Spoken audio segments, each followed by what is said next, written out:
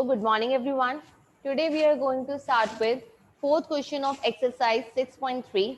It says that PQ and RS are two lines intersecting at point T such that angle PRT is 40 degree, angle RPT is 95 degree and angle TSQ is 75 degree. And we have to find the value of SQT. So just observe the figure class. If in triangle PRT, if angle P is 95 degree, angle R is 40 degree, we can find angle T by angle sum property because sum of all the angles of a triangle is 180 degree. And if you can find angle T, basically if you can find angle PTR, then angle SQQ will be equal to angle PTR as their vertically opposite angle. Now again in this triangle TSQ, you can apply the angle sum property and you can find the value of SQT. So let's say it. So let's apply the angle sum property in triangle PRT. That means this triangle, angle PRT, this angle, plus angle PTR, here is angle PTR, plus angle RPT is equal to 180 degree by angle sum property. Angle PRT is given as 40 degree. Angle PTR, we have to find the value of angle PTR. RPT is given as 95 degree and therefore the sum is as per the angle sum property of a triangle, it is 180 degree.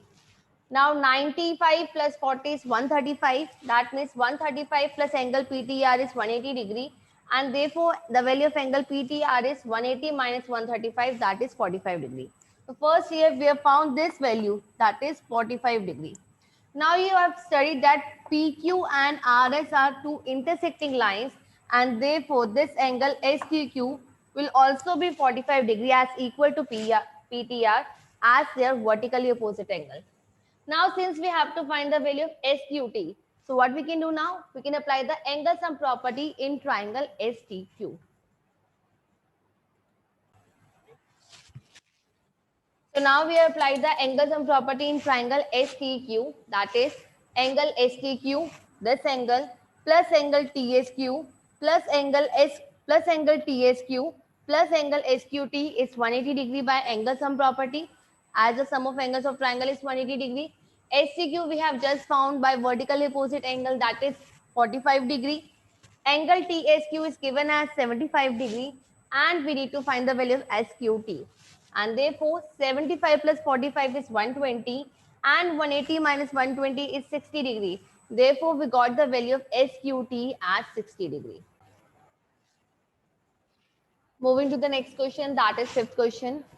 In this question it is given that PQ perpendicular PS. This PQ is perpendicular to side PS. PQ parallel SR. These two are parallel lines. Angle SQR is 28 degree. SQR is 28 degree. Angle QRT. QRT is 65 degree. You have to find the value of X and Y, that is these two angles. So let's see the solution. So I have used the exterior angle property, and since in this figure angle QRT is an exterior angle which is equal to sum of these two interior opposite angles. Therefore we can say that angle QRT is equal to angle SQR plus angle QSR.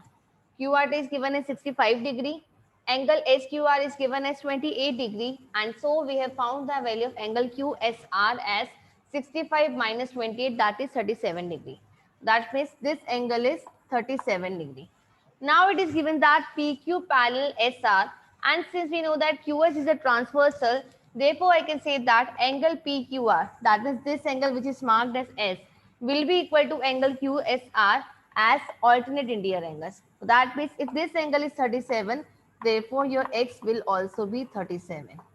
So now we can find Y by angle sum property in triangle PQS.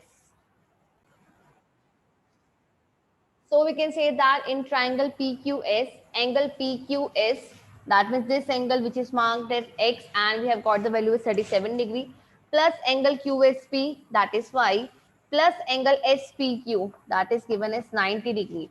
The sum of these three angles will be equal to 180 degree by angle sum property.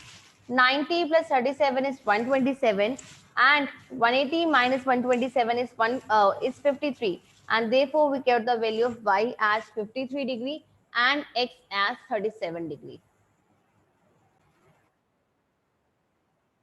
So moving to the sixth question class, it says that the side QR of triangle PQR is produced to point S. We have produced a side QR to point S.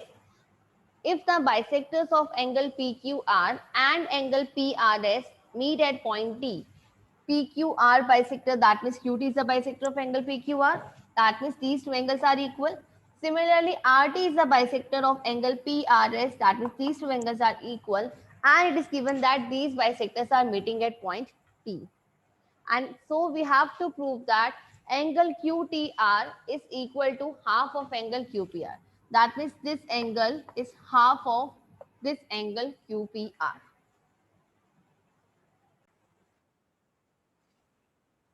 So we have applied the exterior angle property in triangle PQR. That means this exterior angle, that is named as PRS, which is equal to angle 4 plus 5, is equal to sum of two opposite interior angles. And the two opposite interior angles are, first is angle P, which is marked with angle 1, and the second is angle Q, which is marked as angle 2 plus angle 3. Therefore, exterior angle is equal to sum of two opposite interior angles. Now it is given that QT and RT are the angle bisectors. Angle bisectors means angle 4 is equal to angle 5. That means these two angles are equal. And angle 2 is equal to angle 3. Again, these two angles are equal. So in order to simplify the equations, I have replaced angle 4 by angle 5 and angle 2 by angle 3. And therefore, we get the equation as twice of angle 5 is equal to angle 1 plus twice of angle 3. Now we have applied again the exterior property in this triangle TQR. In this triangle, the exterior angle is angle 5, which is equal to sum of two opposite interior angle, that means angle 3 plus angle 6. So this is the required equation. Now in order to compare the two equations, or in order to make one side as same, I have multiplied this equation by 2 on both the sides. That means it will become twice of angle 5 plus equal to twice of angle 6 plus twice of angle 3.